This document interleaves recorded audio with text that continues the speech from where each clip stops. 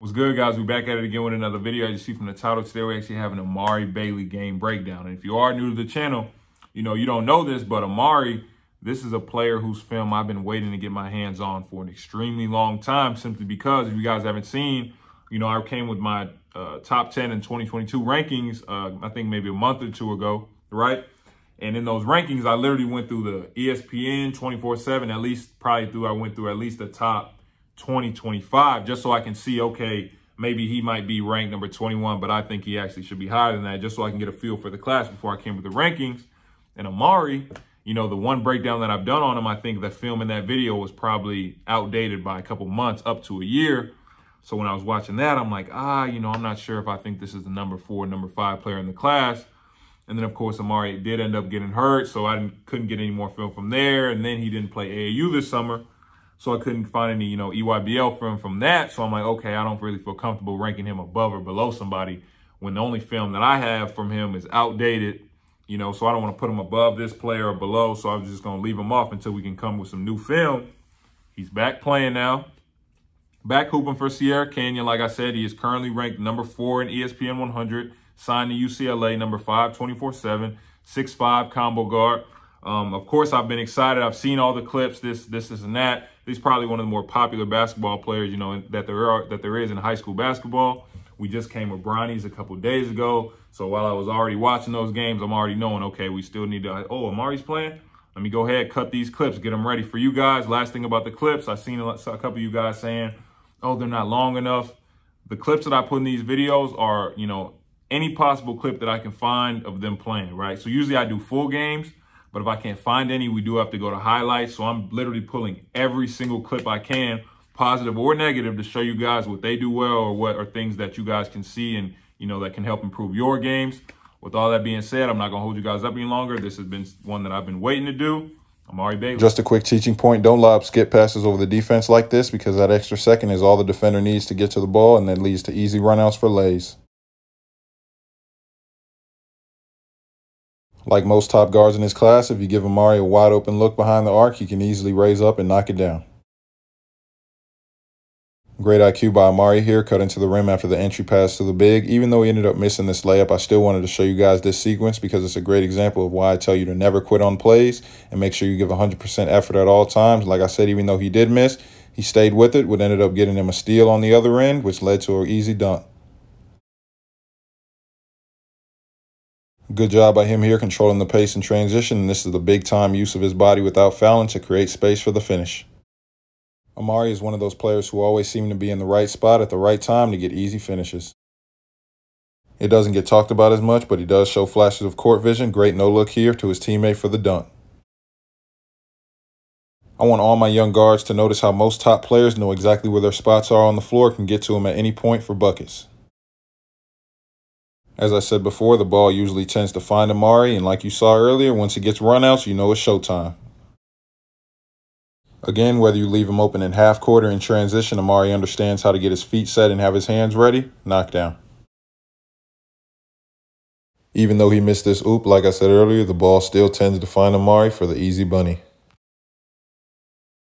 Just had to show you guys this. Regardless if it's a make or a miss, you should always go up with bad intentions. At this point in his development, if you give Amari Bailey a wide open look on the perimeter, there's a good chance he's going to knock it down. And even off the dribble, if he gets his feet set, bucket. As we all know, if you give this man a runway, he's ready for takeoff. Okay, so Amari, like I was saying in the intro, this is one of those players where I feel like it's been an extremely long time since I've been able to see him play live or see him play like recently, right?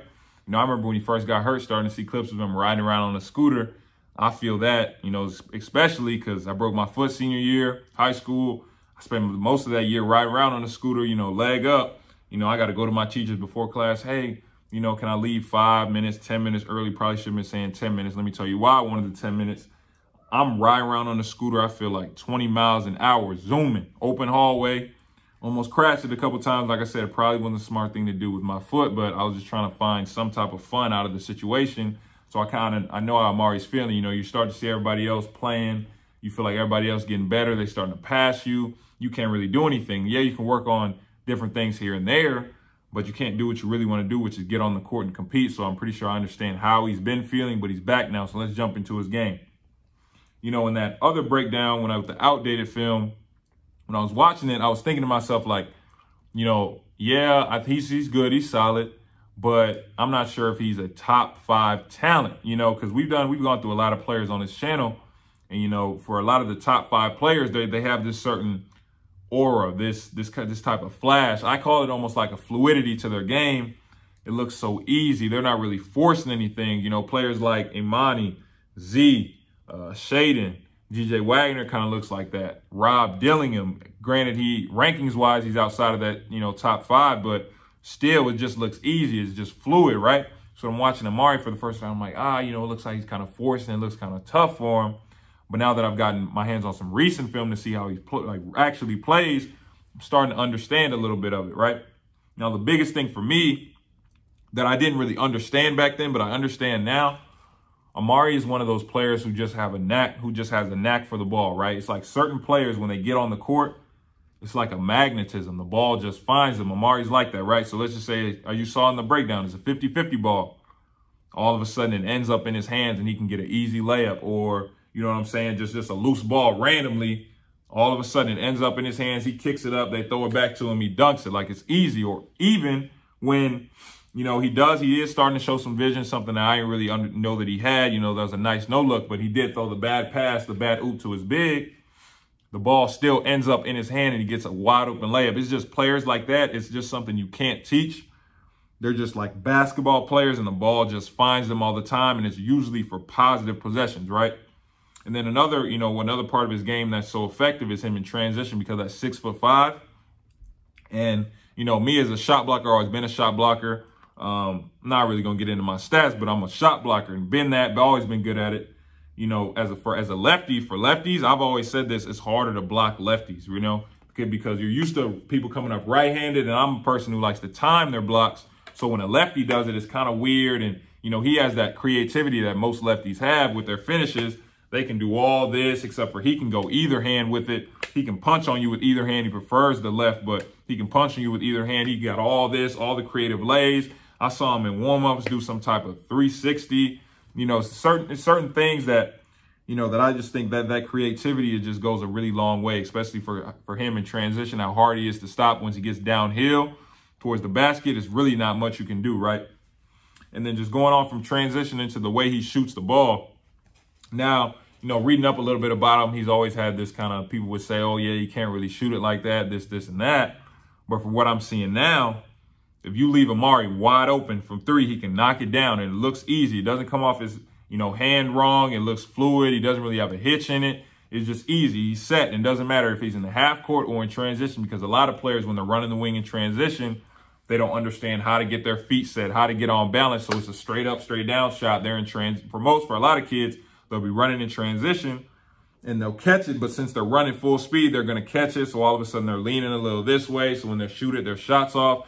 No, he understands how to have his feet set, hands ready, straight up, straight down, knock down. You know what I'm saying?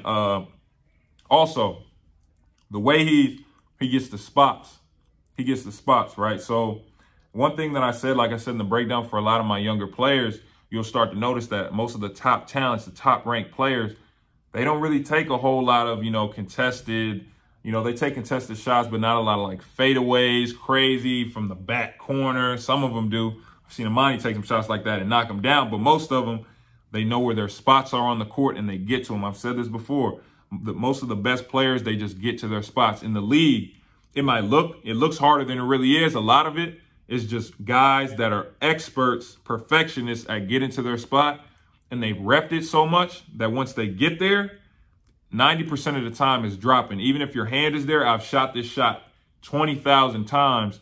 This is my spot. If I get there, it's going, and you saw it. He's controlling the pace in transition. Okay, in and out, cross. Let me just get right to this spot in the mid-range, knockdown. Not only that, he's starting to show that he's starting to understand how to use his body without fouling. Because a lot of players, they want to dip that shoulder, you know, but the second you really dip that shoulder, or you bump a little bit, but this arm starts to go, it's an offensive foul. As you saw, again, in transition, he started to understand, okay, let me bump him a little bit. Let me bump him a little bit, kiss it off the glass. It's an easy lay. It's not a problem at all.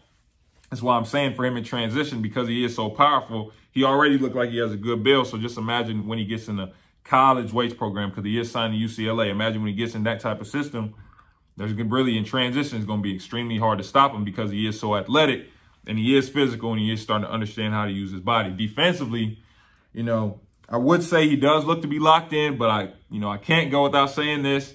He does have those lapses. It might just be because he's at Sierra Canyon and he's on such a talented team. He does have those plays. I caught him a couple times. Let me just let him go by me, back tap him a little bit. I'm probably not going to get the ball, but I have a big that's 6'11", 7-footer, can block shots that I'm just going to leak out. He did have a couple plays like that, you know, but most top players I play like that, and especially, you know, he goes to Sierra Canyon with a powered team. So I understand that from time to time, but one thing I do respect, he never really quit. He never really quits, right? If there's a bad play, things like that, he keeps playing. I showed you guys why I tell y'all all the time, you can't just quit on a play. You know, he misses the easy layup. That's a high IQ play, give and go off the big. Misses the lay. There was a little bit of lapse, but, you know, he kept back. He got back into the play, stayed with it, ended up getting a steal. Easy dunk. This is why I'm saying you guys just have to stay locked in. You have to stay in the plays regardless of what happens. Just keep competing. In this top 22 class, we've already came with my rankings, but of course, let me just say what the ESPN ones are. You know, they got Shaden 1, Derek Lively 2, Keontae 3, Amari 4, Derek 5, Nick Smith 6, Walsh 7. You know, Jaden Bradley 8, Cason Wallace 9, Filipowski 10. Now, Filipowski and Vincent, I don't even want to say his last name, they're both centers. They're players I haven't really gotten to, but at some point, I'm probably going to come with a video and, you know, say where I think Amari actually is. Not saying that I don't think he is for, but we're going to see. Like I said, I am going to take a look at some of these centers. I might not post videos on them, but I am going to take a look at them just so I can see exactly where I want to place Amari. Like, share, subscribe, turn on post notifications. Appreciate you guys watching. Remember, one-on-one instruction, things on how to improve your game. You know, go ahead and book me on my website. Like I said, appreciate you guys watching. I'll see you next time with the next video.